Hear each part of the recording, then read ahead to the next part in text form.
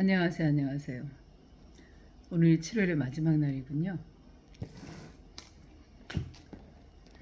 참 아픈 일이 있었던 7월 달이었죠.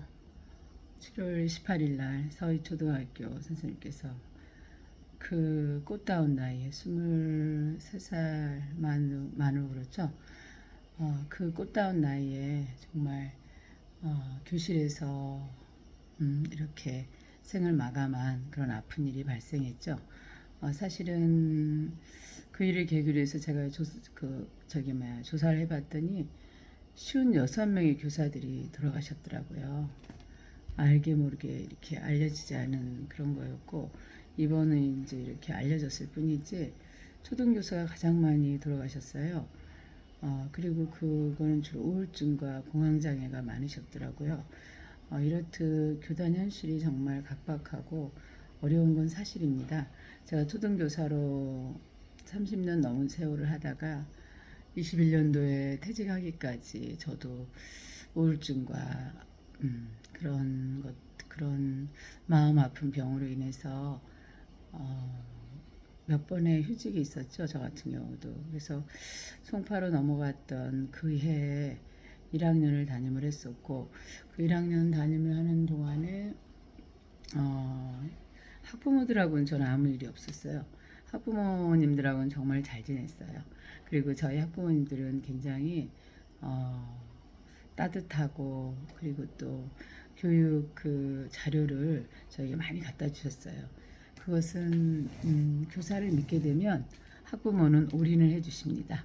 순수한 학부모, 정말 대한민국의 학부모는 순수하다고 저는 생각합니다. 제 교직 생활 동안에 단 한 번의 그런 갑질을 하는 학부형을 만났고, 그 외에는 다 순수하시고 정말 열정적으로 저의 그 교단 활동, 교직 활동을 서포트 해주시고 도와주셨어요. 제가 이제 1학년 저학년 교사에 특화된 교사이기도 한 이유는 두 아이를 기르면서 제가 이제 그림책 공부라든가 옛 이야기, 그다음 어린이책 이런 공부를 했기 때문에 그 교사가 어린이책을 모르는 건 절대 안 되는 거죠. 아이들한테 이제 1학년에 읽어야 될 책, 2학년, 3학년, 4학년, 5학년 이렇게, 그리고 중고등학교 때까지 읽을 책을 이렇게 선정해 줄 수 있는 능력은 가지고 있어야 된다고 저는 생각을 하는 교사 중에 하나입니다. 그렇기 때문에 저는 아동문학을 공부했고, 또 내 두 아이를 기르면서는 그림책을 또 연구하고, 그리고 그림책으로 수업하기, 또 그 공동 집필을 하게 됐습니다. 아직 그 책으로 내지는 않았지만 제가 집필한 이런 책들이 그때 5명의 선생님들이 같이 연구했고, 제가 연구팀장이었죠. 이러한 활동들을 저는 많이 했고요. 그 다음 또 옛 이야기로 수업하기, 송파의 선생님들하고, 강동 송파 선생님들하고 또 협력하여 이런 수업을 한 교사였기 때문에 우리 반 학부모님들은 저에 대한 만족도가 굉장히 높으셨어요. 그래서 그림책 수업을 할 때도 비 오는 날 수업을 한다 그러면은 그림책을 8, 9가지를 읽는 거예요. 그럼 제가 그 책을 다 빌리러 가기는 어려우니까 알림장에 써드려요. 혹시 도서관 가실 때 비 오는 날 관계된 그림책을 좀 빌려주시면 좋겠다. 요즘 카테고리를 찾으면 되니까 금방 찾지 않습니까? 그러면은 그 책을 10권 정도 빌려다 준 그 학병을 저는 잊지 못합니다. 그 학병 굉장히 열심히 사셨고, 그 아이도 아주 탁월하고 똑똑하고, 그리고 잘한 아이였어요. 키도 크고 우리 예쁜 제자들이 저한테는 수두룩하게 지금 생각이 납니다. 그렇게 해서 제가 이제 교단에 있는 동안에 그 생활이 행복했지만, 또한 제가 이제 그 해에 우울증으로 6개월을 이제 그 휴직을 낸 이유는 동료 교사들의 갑질이었어요. 너무 힘들고 어려운 게 뭐였냐면, 저 같은 경우 이런 외모지향주의가 아니에요. 그리고 또 내 두 아이도 마찬가지로 길렀죠. 그래서 아이에게 어떤 이렇게 그 학원 교육이라거나 이런 그 사교육을 많이 시키지 않았어요. 그래서 우리 두 아이랑 여행을 통해서 이렇게, 그리고 또 소박한 대화를 즐기면서 이렇게 우리 가정생활을 영위했기 때문에 그렇게 이제 저는 한 거거든요. 근데 이제 그 해에 저한테 이제 그 아이를 맡긴 학부형이 있었어요. 동료 교사였죠. 근데 그 교사를 처음에는 저를 믿고 이제 아이를 맡겼지만 제가 이제 학력 위주가 아니라 아이들하고 그 놀이를 위주로 이제 우리 아이들하고 수업을 했거든요. 그래서 우리 아이들은 글을 잘 써요. 왜냐하면 삶이 교실 생활이 행복하고 재밌기 때문에 자동적으로 글이 나오죠. 왜 사람은 행복할 때 시를 쓰고 싶고 즐겁고 신날 때 자기 생활을 내려놓는 거거든요. 마찬가지예요. 저는 우리 아이들하고 운동장에서 수많은 시간을 살았어요. 그리고 거기는 습소 교실이라고 군부대를 끼고 있는 학교이기 때문에 자연환경이 탁월하게 좋았어요. 그래서 그 학교에는 할미꽃도 있을 정도로 굉장히 어여쁜 이런 교정도 있고 그랬기 때문에 저는 우리 아이들 데리고 수시로 나갔죠. 사계절 그 자연 관찰하는 건 너무나도 당연했고요. 습속 교실에 가면은 동그란 무대가 마련되어져 있어요. 그리고 나무자 다 자연물인 거죠. 거기에 가서 우리 아이들은 다 주인공이 되는 거예요. 그 무대에 올라가서 시를 낭송하고 그러니까 광장 문화죠. 그야말로.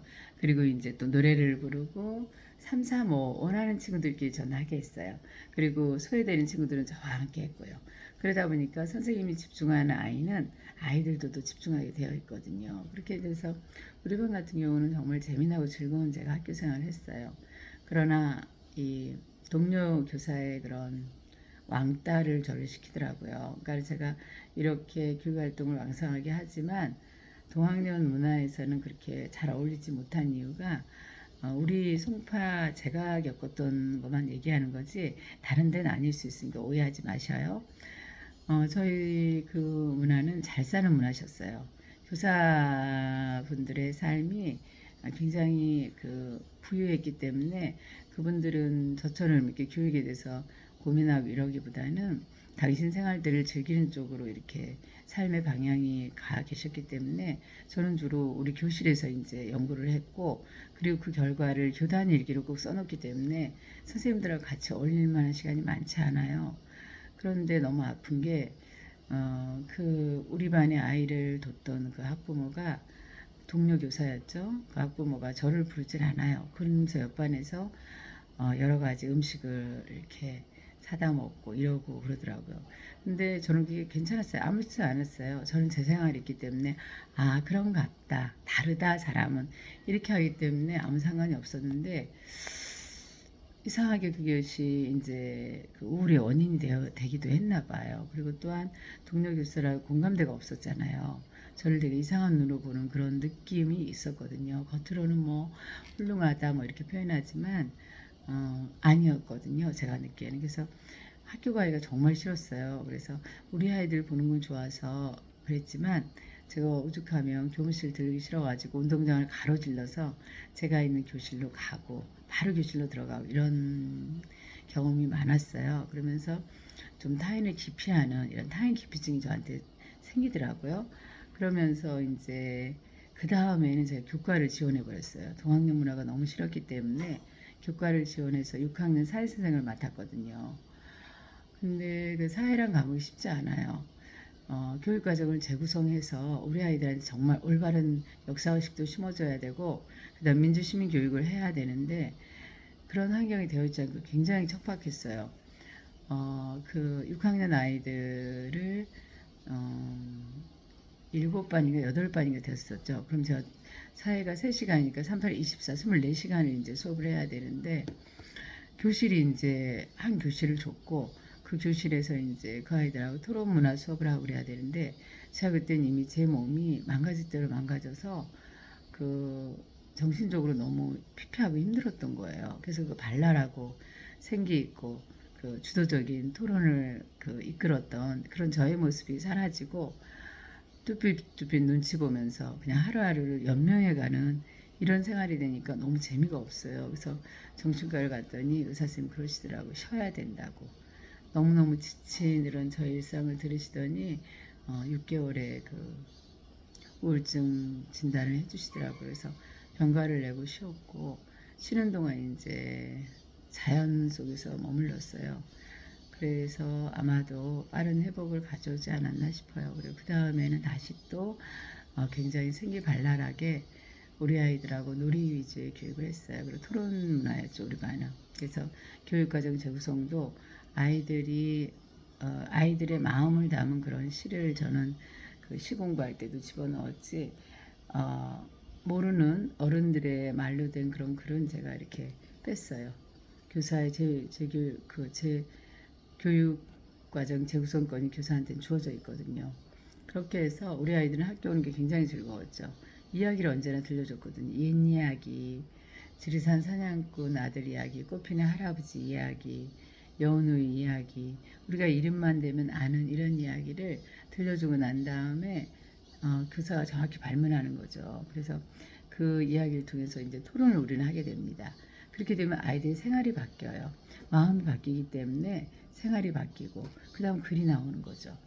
그리고 이제 가장 좋은 글은 시죠, 시. 짧게 그 다음에 그 맑은 마음을 담아내는 건 아이들의 순수하고 맑고 천진한 마음을 담아내는 건 시였거든요. 그래서 우리 반은 시를 정말 잘 썼어요, 아이들이. 그리고 또 미술 활동, 만들기도 또 이제 그 바로 연결 가는 거죠. 종합 활동이잖아요, 저학년은. 그래서 그리고 또 체육 활동, 바로 이제 운동장에 나와서 내가 읽은 책의 내용에 마음을 담아서 자유로운 그런 신체 표현을 하게 하고, 그리고 또 이제 달리기는 아이들이 가장 좋아하는 운동 중에 하나예요. 그리고 축구하고 이렇게 도전하게 하는 것도 굉장히 좋아요. 그리고 이제 그 도전을 선하게 이끄는 거죠. 그래서 잘한 친구는 잘한 친구대로, 좀 늦는 친구는 늦는 친구대로 서로 함께 손을 붙잡아가면서 갈 수 있는 이런 이제 시스템으로 저희 반은 그 반을 운영했기 때문에 그 갑질을 당해본 적은 단 한 번도 없어요. 그래서 아이들하고 행복하게 살았지만 저도 초임 때는 정말 우울증을 달고 살 정도로 힘들었거든요. 초임 발령 났더니 저는 강남이 아니었잖아요.